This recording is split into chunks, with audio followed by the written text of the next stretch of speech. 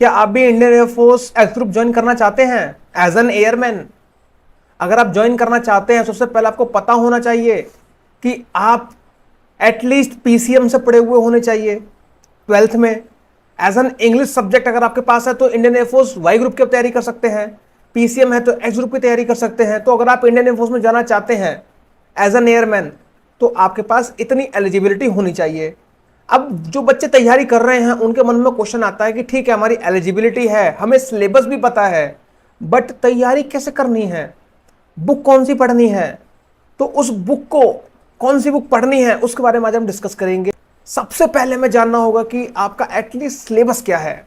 Syllabus में अगर आप ध्यान देंगे तो आपको फिजिक्स आएगी आप एग्जाम में, आपके में मैथ्स आएगी। कौन सी मैथ? जो आप 11th 12th में लगाते हो, फिजिक्स 11th 12th के लेवल की आएगी, ठीक है। और थर्ड आएगा इंग्लिश, जो कि इंग्लिश भी अच्छे लेवल की होती है। तीनों सब्जेक्ट बहुत ही अच्छे लेवल के होते हैं, और जिसमें से फिजिक्स बोलो तो बहुत ज़्यादा टफ होती है। इसमें कोई आसान या हलवा नहीं आएगी, फिजिक्स बहुत ही हार्ड आती है, ठीक है। बात करते हैं कि कौन सा सब्जेक्ट का कितना वेटेज है, आई मीन कौन सा सब्जेक्ट कितने मार्क्स देता है आपको। तो इंग्लिश आपकी लगभग लगभग 20 मार्क्स की आएगी, 20 क्वेश्चन होंगे, मतलब पर क्वेश्चन कैरी 1 मार्क्स। मैथमेटिक्स अगर आप बात करोगे जो 11th 12th में आप लगाते हो वो इतनी इंपॉर्टेंट है कि 25 नंबर की आती है।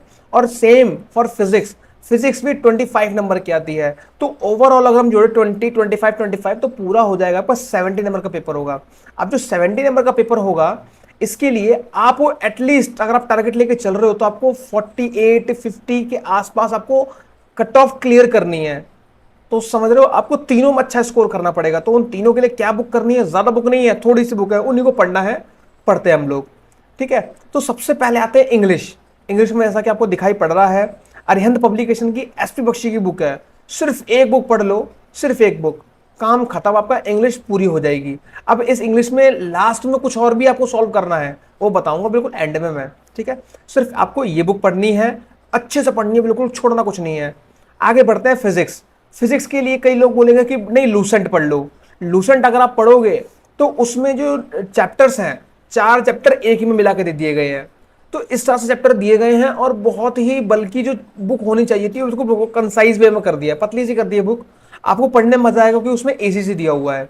But to be very honest, उससे एग्जाम बहुत रेयर चांस में निकलते हैं। अगर आपके कॉन्सेप्ट 11 12 में बहुत अच्छे हैं तो ठीक है, लेकिन अगर अच्छे नहीं है, आपने नहीं ध्यान दिया, अब आप ध्यान देना चाहते हो तो दिक्कत होती है। तो उसके लिए सिंपली आपकी जो 11 12 में बुक चलती थी नूतन, हिंदी मीडियम के बच्चों के लिए नूतन चलती है, आईएससी बोर्ड में भी नूतन चलती है, ठीक है। जिन बच्चों ने एसएल अरोरा लगाई है, इंग्लिश मीडियम के बच्चों ने, सीबीएसई बोर्ड के बच्चों ने, वो एसएल अरोरा से कर सकते हैं। जिनके पास नूतन बुक अवेलेबल है, नूतन कर लो, नूतन बहुत ही अच्छी बुक है। और इनके न्यूमेरिकल्स, मैं बोलूंगा बार बार आपसे कि थ्योरी आपको पढ़नी है, बट सबसे ज्यादा फोकस करना न्यूमेरिकल पे, क्योंकि आप थ्योरी कितनी पढ़ लो, अगर आप न्यूमेरिकल अच्छे से लगा ले रहे हो तो आपकी थ्योरी क्लियर है। न्यूमेरिकल अच्छे से नहीं लगा पा रहे हो तो थ्योरी क्लियर नहीं है, और ज्यादातर न्यूमेरिकल आते हैं एग्जाम में, ठीक है। तो मेन फोकस होना चाहिए न्यूमेरिकल। अब वो भी एक्सरसाइज नहीं लगानी है आपको, सिर्फ एग्जाम्पल, बार बार कह रहा हूं सिर्फ एग्जाम्पल। आईआईटी जेई नीट वाले क्वेश्चन मत लगाना, सिर्फ एग्जाम्पल लगाना। आप न्यूमेरिकल्स खत्म, आपकी फिजिक्स इतने अच्छे लेवल पे पहुंच जाएगी आप इमेजिन भी नहीं कर सकते, ठीक है। तो जो आपकी एडवांस मैथ आती है, एडवांस मैथ में आप क्या पढ़ेंगे? जो आपकी आरडी शर्मा की बुक आती है, आती एक आर एस अग्रवाल की भी है, एस चांद करके पब्लिकेशन आएगा उसका, आप लगा तो लोगे उसको, मैंने भी उसको कई बार लगाया है उस बुक को। तो वो एनडीए के लिए भी ठीक है, बट अगर आपके कॉन्सेप्ट 11 12 में बहुत क्लियर है तो। अगर आपके नहीं क्लियर है तो अगेन मैं बार बार बोलूंगा आपको आरडी शर्मा लगा लेना। कई बच्चे मनोहर ने लगाते, यूपी बोर्ड वाले बच्चे, कोई सुधीर कुमार पुंडीर लगाता है। वो बुक सिर्फ बोर्ड के लिए कैपेबल है, बट आपका एग्जाम नहीं क्लियर हो क्योंकि इतने इजी क्वेश्चन एग्जाम में नहीं आते हैं। अगेन आपको सिर्फ आरडी शर्मा ही लगानी है और कुछ नहीं लगाना। आरडी शर्मा में भी आपको लगाना क्या है? सिर्फ एग्जाम्पल। क्वेश्चन बहुत ज्यादा है, आप सिर्फ एग्जाम्पल लगाना और कुछ भी मत लगाना। हर चैप्टर के जो चैप्टर आते हैं सिलेबस वाइज निकाल लो, और उन्हीं चैप्टर के डायरेक्ट आप एग्जाम्पल लगा लो, बस मेन एग्जाम्पल लगाने हैं आपको। अब इन सबको करने के बाद आपको सिर्फ अरिहंत का लेना है। आपके बहुत सारे भी हैं, पब्लिकेशन बहुत सारे आते हैं, बट मैं तो देखता हूं कि अरिहंत के जो पीवाईक्यूज होते हैं वो काफी हार्ड आते हैं। तो जब आप पीवाईक्यू अरिहंत का लगा रहे हो, आइदर आप मैथ के लिए एनडीए के जो पाथफाइंडर का जो मैथ सेक्शन है, अगर आपके पास एनडीए की बुक भी है, आप एनडीए की भी तेरे साथ में कर रहे हो, एयरफोर्स की भी कर रहे हो, है ना, तो एनडीए के पाथफाइंडर में जो मैथ वाले जो क्वेश्चन है प्रीवियस ईयर, वो आप लगा लो, वो बहुत ही बेस्ट है, सबसे बेस्ट तो वही है। लेकिन अगर आपके पास वो नहीं है तो आप अरिहंत की उठाओ बुक, एक्स ग्रुप की, उसको आप जो उसमें प्रीवियस ईयर्स क्वेश्चंस आते हैं उनको आप सॉल्व कर लो, अच्छे से सॉल्व कर लो। और कभी कभी ये टाइम मिले, प्रीवियस ईयर तो आपको अच्छे से लगाने हैं, एनालाइज भी करना है, कोई गलती है या नहीं है उसको एनालाइज करना है।